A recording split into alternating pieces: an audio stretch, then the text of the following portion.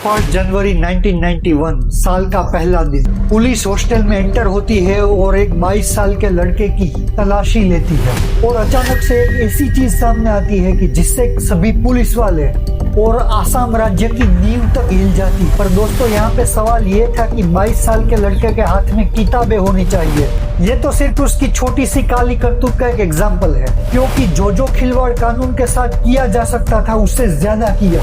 अगर उस समय उस 22 साल के लड़के को सही सबक मिलता तो आज आसाम की स्थिति ये नहीं होती। आंसू उस समय बांग्लादेश से आए घुटबैसियों के सामने आसाम आइडेंटिटी को प्रोटेक्ट करने का काम करता था। 28 मार्च 1991 को चांदबारी पुलिस स्टेशन में दूसरा टाडा का केस दर्ज होता है। न्यूज 18 की रिपोर्ट की माने तो हेमंता ने उल्फा ऑलरेडी ज्वाइन कर लिया था उस समय। पर 1996 में एक चौंकाने वाली बात सामने आती है कि हेमंता के खिलाफ चल रहे दोनों टाडा केसेस की सभी फाइलें दोनों पुलिस स्टेशन से रहस्यमयी रीते गायब हो जाती है।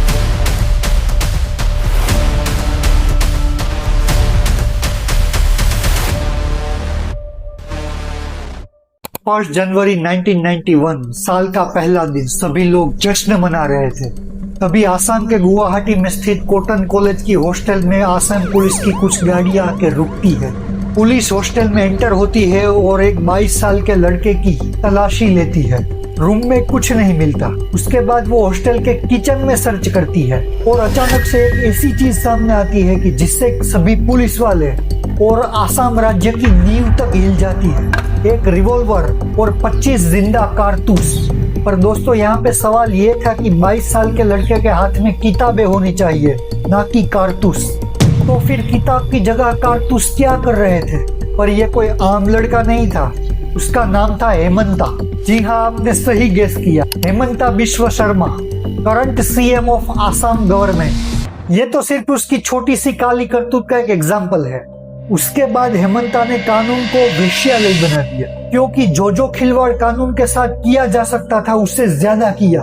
अगर उस समय उस 22 साल के लड़के को सही सबक मिलता तो आज आसाम की स्थिति ये नहीं होती। आज हम इस वीडियो में डिकोड करेंगे पलटीबाज हेमंता की डेविल साइड। हेमंता का जन्म 1 फरवरी 1969 में आसाम के जोरहाट में हुआ था। पिता कैलाशनाथ शर्मा और माता मृणालिनी देवी दोनों आसाम के प्रख्यात राइटर थे। हेमंता का एडमिशन गुवाहाटी के Kamrup academy higher secondary school में होता है पढ़ने के लिए। पर मात्र 6ठी क्लास में वो ऑल आसाम स्टूडेंट यूनियन यानी आसू को ज्वाइन कर लेता है। आसू उस समय बांग्लादेश से आए घुटबैसियों के सामने आसाम आइडेंटिटी को प्रोटेक्ट करने का काम करता था और उसके 2 मेन फेस थे। पहला प्रफुल्ल कुमार महंता, दूसरा भृगु कुमार शुकन। 1985 आते आते हेमंता इन दोनों लीडर की नजर में आ जाता है और वो उन दोनों को मेंटर बना लेता है। लेकिन वो मेंटर के साथ क्या क्या करता है वो आगे देखना इंटरेस्टिंग होगा। उसके बाद वो स्कूल से पास आउट होकर गुवाहाटी के रेप्यूटेड कॉटन कॉलेज में एडमिशन लेता है। उसी समय आसाम में उल्फा नाम के एक मिलिटेंट ग्रुप की शुरुआत होती है, जिसका काम था आसाम को भारत देश से अलग करके एक नया देश बनाना। उसके लिए उन लोगों ने हथियार तक उठा लिए, जिसके कारण उल्फा को 1990 में टेररिस्ट ऑर्गेनाइजेशन घोषित करके उसे बैन कर दिया गया। पर आप कहोगे कि हेमंता का उल्फा से क्या लेना देना? वो तो एक बीजेपी का प्रोमिनेंट लीडर है। देशभक्ति उसके खून में दौड़ती है। एक तरफ उल्फा तो देशद्रोही थे, लेकिन बहुत कम पॉलिटिकल लीडर्स में देशभक्ति की भावना होती है। बाकी अपना इंटरेस्ट परमानेंट होता है, यानी कि देशभक्ति से कुछ भी लेना देना नहीं। फिर वो पार्टी बीजेपी हो, कांग्रेस हो, आप हो, कोई भी हो, वर्ल्ड के किसी भी देश की पॉलिटिकल पार्टी हो, ये रूल सभी पे लागू होता है और यही लागू हुआ हेमंता के ऊपर भी। 1991 में हेमंता पे आरोप लगता है कि हेमंता उल्फा के नाम पर आसाम के बड़े बड़े व्यापारियों से लाखों रुपए की वसूली कर रहा है, करीबन 90 लाख की वसूली। उसी वजह से 1 जनवरी 1991 को हेमंता के खिलाफ टाडा के अंदर एफआईआर दर्ज होती है, जिसके बाद उसके हॉस्टल पे छापा मारा जाता है और वहां से एक रिवॉल्वर और 25 कारतूस बरामद होते हैं, जिसके बाद आर्म्स एक्ट की भी धारा लग जाती है। 28 मार्च 1991 को चांदबारी पुलिस स्टेशन में दूसरा टाडा का केस दर्ज होता है। जिसमें व्यापारियों को वसूली ना देने के बदले जान से मारने की धमकी दी जाती है, जिसके बाद हेमंता को अरेस्ट करके 15 दिन की पुलिस कस्टडी में भेज दिया जाता है।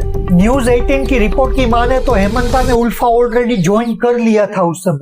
उसी समय फरवरी 1991 में कांग्रेस के एक फेमस लीडर मानवेंद्र शर्मा की दिन दहाड़े सरेआम हत्या कर दी जाती है, जिसमें भी हेमंता विश्व शर्मा का नाम सामने आता है। आसाम के पूर्व सीएम प्रफुल्ल कुमार महंत ने 2019 में यह दावा किया था हेमंता ने ही उल्फा के साथ मिलकर मानवेंद्र शर्मा की हत्या करवाई थी, और इसी बात को उल्फा ने 1916 में अपने एक लेटर में कंफर्म किया था। इतने केसेस में फंसने के बाद हेमंता आसाम के सीएम हितेश्वर सेखिया की शरण में चला जाता है, यानी कि दोनों मेंटर को कहा भाड़ में जाओ। पर 1996 में एक चौंकाने वाली बात सामने आती है कि हेमंता के खिलाफ चल रहे दोनों टाडा केसेस की सभी फाइलें दोनों पुलिस स्टेशन से रहस्यमयी रीते गायब हो जाती है। धरती खा गई या आसमान निगल गया? सॉरी, मैं तो भूल ही गया, ये तो हेमंता निगल गया। फिर 2001 में अपने ही मेंटर भृगु कुमार फुकन को वो चुनाव में हराकर खुद एमएलए बन जाता है और सीएम बनते हैं तरुण गोगोई। देखना, इसके पीठ में भी खंजर उतार देगा। 2005 में इसके ऊपर आरोप लगे कि इन्होंने गुवाहाटी हाईकोर्ट के जजेस तक को खरीद लिया है, क्योंकि टाडा का केस तो चल ही नहीं रहा था और साथ में उसकी पीआईएल तक खारिज कर दी। हाईकोर्ट के जज पीजी अग्रवाल की बेटी और दामाद की कंपनी को सरकार ने 20 बीघा जमीन कोड़ियों के दाम दे दी। फिर थोड़ी उसके खिलाफ फैसला सुनाएंगे। हेमंता की ग्राउंड वर्क के ऊपर काफी पकड़ थी। पब्लिक को अट्रैक्ट करना, पॉलिटिकल कैलकुलेशन करना, इन सभी चीजों ने उसको तरुण गोगोई का राइट हैंड बना दिया। गोगोई नाम मात्र के सीएम थे, लेकिन सुपर सीएम तो हेमंता विश्व शर्मा ही थे। पॉलिटिशियन हो और घोटाला सामने ना आए, ऐसा हो सकता है? 2009 में एनसीएचएससी में 1000 करोड़ के घोटाले में हेमंता का नाम आया था, जिसमें उसके ऊपर टेरर फंडिंग के तक आरोप लगे, जिसमें पॉलिटिशियन और ब्यूरोक्रेट्स ने हवाला के जरिए 1000 करोड़ डीएचडी नाम के मिलिटेंट ऑर्गेनाइजेशन को सप्लाई किया। जो पैसा गरीब लोगों के इलाज में खर्च होना था, बच्चों के लिए खर्च होना था, वो सभी का सभी पैसा टेरर फंडिंग में यूज हुआ। इन पैसों की हेराफेरी में हेल्थ डिपार्टमेंट के ऊपर काफी एलिगेशन लगे, और हेल्थ डिपार्टमेंट सीधा किसके अंडर में था? हेमंता की। ये सभी की सभी इंफॉर्मेशन आज तक एनआईए की 4 लिस्ट में दर्ज है, पर उसमें कहीं भी हेमंता का नाम नहीं लिखा। आप कहोगे ऐसे कैसे हो सकता है? और दोस्तों, केंद्र में उस समय कांग्रेस की सरकार थी, और किसी की मजाल है कि माँ बेटे के प्रोटेक्शन के सामने कोई हेमंता का कुछ बिगाड़ सके। 2010 में राज्यसभा की सीट के चुनाव में आसाम में 2 सीट के ऊपर चुनाव होना था, पर वहां पे कांग्रेस के विधायक कुछ कम पड़ रहे थे, इसलिए अहमद पटेल ने सीधा फोन किया हेमंता को। हेमंता ने बीजेपी के 4 कैंडिडेट को तोड़कर चुनाव जीत लिया, और हाँ, चुनाव के दिन वो चारों एमएलए को अपनी ही गाड़ी में बैठाकर विधानसभा पहुंचे थे। 2011 में फिर से असम में चुनाव होता है और तरुण गोगोई फिर से सीएम बनते हैं, जिसके बाद हेमंता को लगने लगता है कि वही सीएम के असली कैंडिडेट है, क्योंकि ज्यादातर एमएलए उसकी पकड़ में थे, और ये चीज तरुण गोगोई को पता थी। और साल आता है 2015। हेमंता दिल्ली जाकर सोनिया गांधी से मिलते हैं और खुद को सीएम बनाने की पेशकश करते हैं, और सोनिया गांधी और गुलाम नबी आजाद दोनों उसके ऊपर एग्री भी हो जाते हैं, क्योंकि सीधा हिसाब था, जिसकी लाठी उसकी भैंस। पर पप्पू को तो कुछ और ही मंजूर था।